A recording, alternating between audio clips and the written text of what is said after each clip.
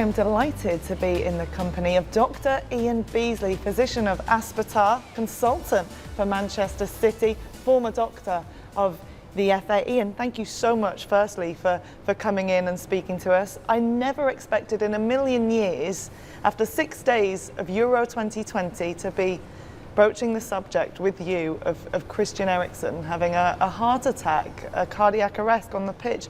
Were you watching the game? What was your reaction? Yeah, I was watching the game on my laptop, and I was sitting there shouting at the monitor saying this is a cardiac arrest. Right. You know, from the camera angle that I was watching, you could see what had happened. It was really easy to see. I think when you're sitting on the bench, it's much harder to see because there's players in the way. Often coaches are standing by the pitch. You can't see everything. You don't really know what's happened. But from the vantage point of the camera angle, I could see that it was a cardiac arrest. I mean, they said it was 5 seconds from when play stopped from the referee to stop the action, get the medics on. Could they have reacted any quicker? They did everything. I thought they were really, really good. Really good. The referee was absolutely spot on. And just tell us a little bit about that situation for the medics, from the medics' perspective.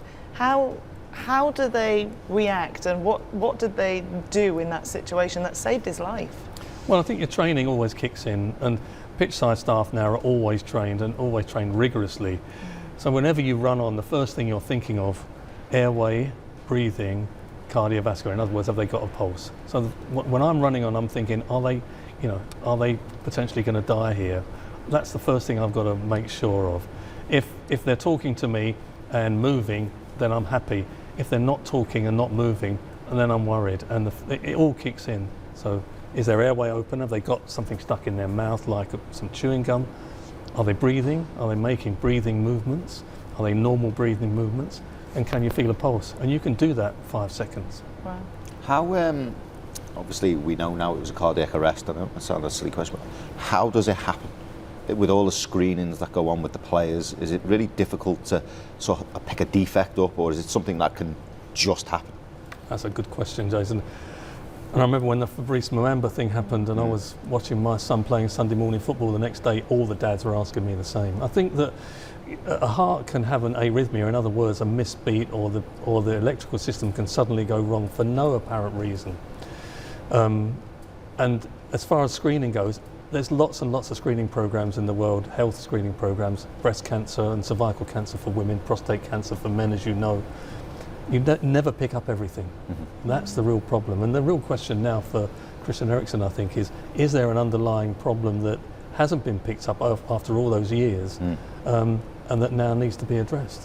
One of the talking points about this is the coronavirus vaccine, and if that can have an effect on players if they've had the vaccine and then they are playing at this level. What is the research being done about that, and what would be your response to people linking the two? Yeah, well, again, there's lots of rumours and intimations about the vaccine, and does it cause any health problems? We know about those very rare events, those thrombotic events where there's a blood clot when there sort of really oughtn't to be, but there is. We know about those, and I suppose the question is the vaccine doing anything to the heart that makes it more susceptible to this? But I think the honest truth is we don't know, and we won't know until, say, in a few years' time, when you look back at the figures, was there an increase suddenly in this sort of incident? This sort of incident's really, really rare, fortunately, and that's the problem in a sense, in a funny way. The more rare things are, it's difficult to count and make a difference. I think the big question, now he's on the mend, which is fantastic news. What is the protocol now at that level for Christian Eriksen? So, yeah, isn't it fantastic? I couldn't believe it, I've got to be honest. Right. I thought the worst would happen. Okay. So it's gratifying obviously gratifying that it didn't. So what he's got to do now, I think, after he's been stabilised and everything is okay, then he'll go through a process of trying to find out if there is an underlying cause that we just couldn't find. He'll have some further tests and more tests, and in the end, he'll sit in front of the world specialists, and between him, them, and his family, they'll decide what to do from there. So a comeback could be on the cards, or it could be. Look, and who am I? I'm not God. I don't know anything. Yeah. But what I can tell you is that, I'm going to ping it back to you and say, if it was you and you had your family with you and that had happened to you, how would your family feel and how would you feel about going out and playing? So then there's a mental aspect then, isn't there? Yeah, exactly. Have you seen it happen before? Players suffer cardiac arrest and then continue to play? So, yes, there are some players that play with an internal defibrillator. So there are some players that play with that, and certainly in the States, in basketball and courts, indoor court games, there are a few players that play with those, and players collapse, and then suddenly the defibrillator comes into play and gets their heart started again. It's all very scary for everybody, including the athlete. Right. What about the mental aspect of what the Danish players saw that day? Their captain, Simon Kjær, actually, many are saying, saved his life because he was the person who unblocked his airways. But what about how they go on in this tournament and the mental impact that moment had on them? Yeah, so I think it's really, really significant. We always talk about physical load. So you talk to these guys here and they'll tell you about training and GPS and physical load. What we don't talk much about is emotional load. We don't really know. It's difficult enough being in a massive tournament for your country, feeling slightly insecure about things anyway, and then something like this happens, it's another emotional load. And I don't think we can really measure it. I think all you can do is counsel people. I was at pitchside when Eduardo had that serious fracture in Birmingham. And at Arsenal, we never, ever got back up to where we had been the whole season. And a lot of what anyone was talking about for 3 or 4 weeks in the club was just that incident.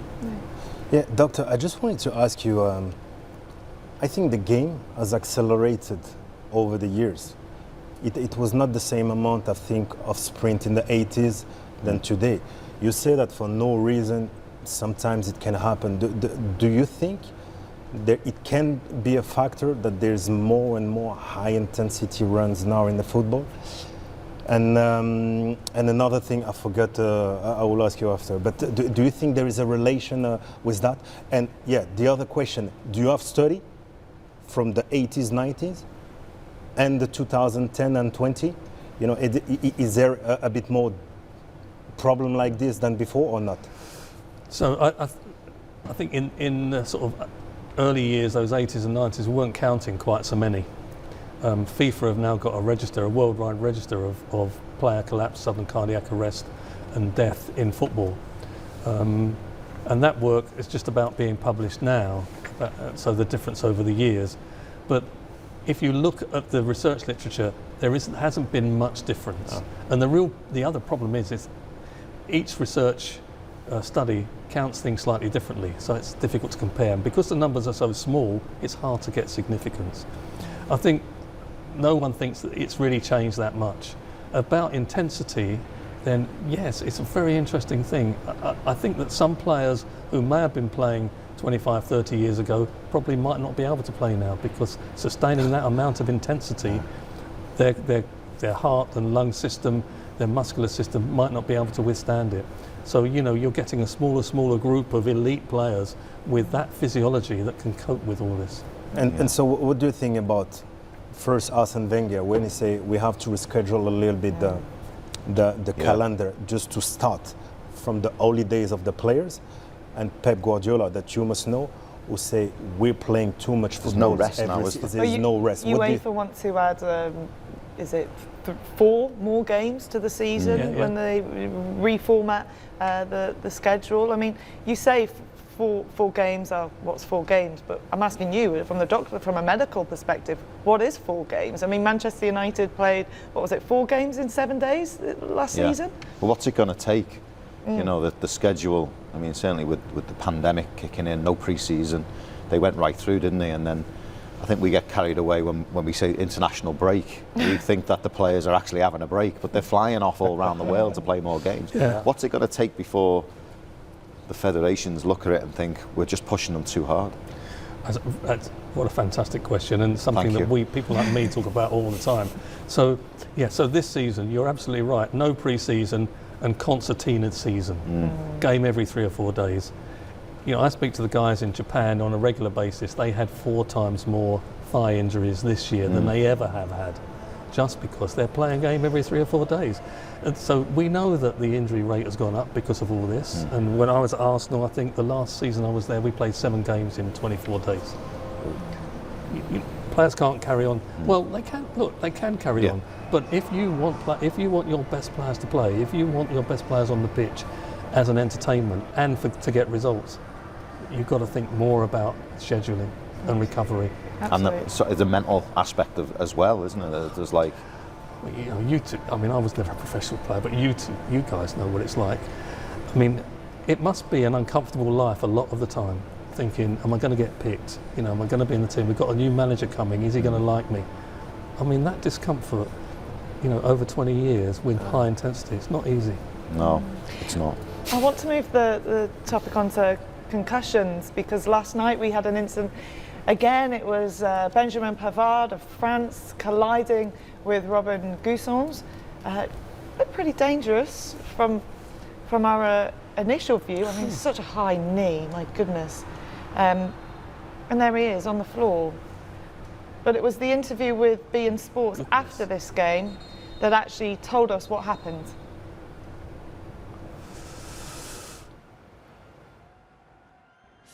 I took quite a shock. I was a little knocked out for 10 to 15 seconds. After that, I was better. Knocked out for 10 to 15 seconds, but for the player, he thought he was able to play on. What should have happened? I think if he really did lose consciousness, a bit knocked out may mean I was just a bit dazed. Right. So if he really did lose consciousness, then as far as I'm concerned, he's off. That's it. There isn't any argument about it. And in some ways, if someone gets knocked out, it makes life a little bit easier because there's no discussion. I think that this is a really interesting thing that I'm always wondering about. There's a lot of pressure on everyone for your best players to stay on the pitch, and the pressure is on the team coach, but the pressure is also on the medical staff. But if there's, I think the rule is, if in doubt, sit them out. So if you think, I look at that picture and I think that's a serious concussion and probably a neck injury. I think if in doubt, sit them out. Yeah. Guys, did you ever play on after one of Yeah, those?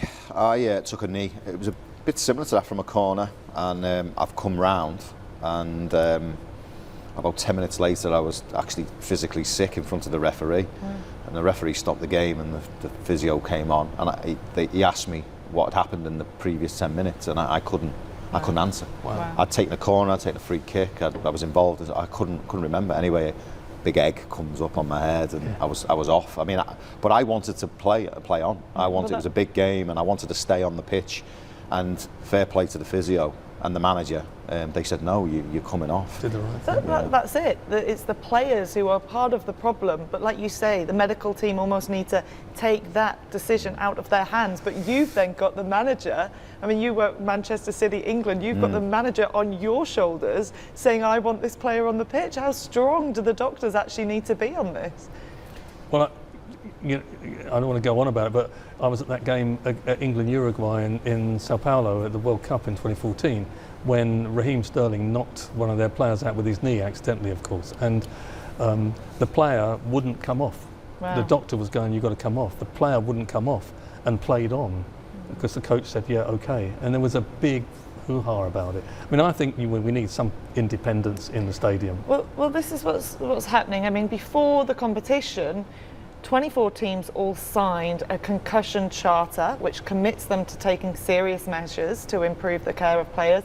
There's the World Players Union, which are introducing a world-class concussion protocol that would enforce a minimum of 6 days gradual return to action after a concussion on the pitch. 6 days. So Pavard would obviously miss the next game for France, but what's more important, a player's health or... Well, the 6-day thing was originally brought into being because it was a week between games. So if you had 6 days, then on the 6th day the player could train. If everything was okay, they'd be available for the next game. But in tournaments, it's not quite like that. And so there's a lot of pressure on everybody from the player especially. They would say, well, I'm fine. This is a big tournament for them.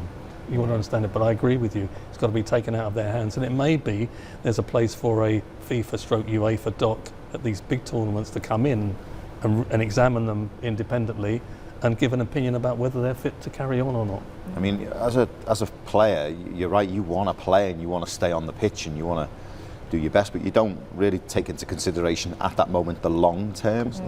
You just want to, you're in the now and you just deal with the now, but long term effects, as we're seeing now. So much in other sports, NFL, rugby, dementia, you know, it's endless, it's isn't all related, isn't it? It's a tough one, yeah. I feel for your doc sometimes. I know, we do. I feel for you. It's not an easy job, is No, it? it's not. We can be a pain as footballers, can't we? Doctor, thank you so much for coming Pleasure. on and joining Thank you us. very It's been an much. absolute pleasure getting your insight around